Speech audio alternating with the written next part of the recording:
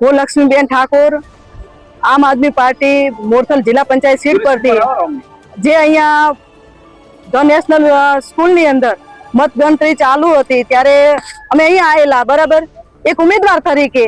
અને જે પ્રમાણે આ ભ્રષ્ટાચાર વધી રહ્યો છે અને જે ઈવીએમ એની અંદર બહુ જ મોટા ગોટાળા છે. અને આજે નજરે જોયું છે અમે કે જે એ લોકોએ બીજેપી સરકારે કે જે અંદર ગોટાળા મારેલા છે એમના જ નોંધાયેલા ઓકડા અત્યારે બહાર પાડવામાં આવેલા છે.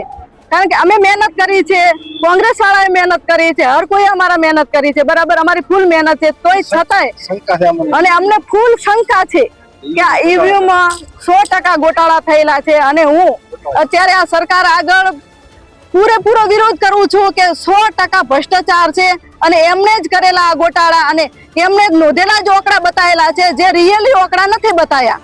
અને એ ઓકડા હું જોવા માંગુ છું, જે રિયલી ઓકડા છે.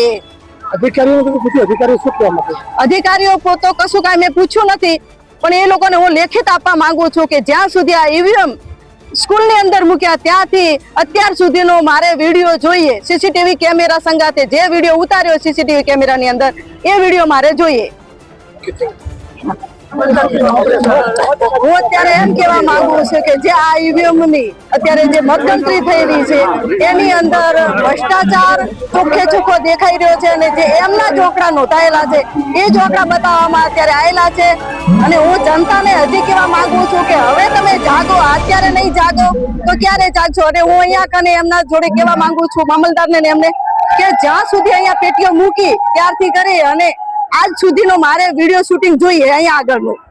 શું કહેવા માંગો છો? શા કારણથી આવો તમને કેનો આ ભ્રષ્ટાચાર જ છે ને આ લોકોના ઈવીએમમાં ઓકડા ગોઠવેલા જ છે કે આ લોકોને આટલા મત મળવા જોઈએ ને આ લોકોને આટલા મત મળવા જોઈએ. તે પહેલાથી જ આ લોકો ઓકડા નાખી જ દીધેલા હોય છે આની અંદર જ.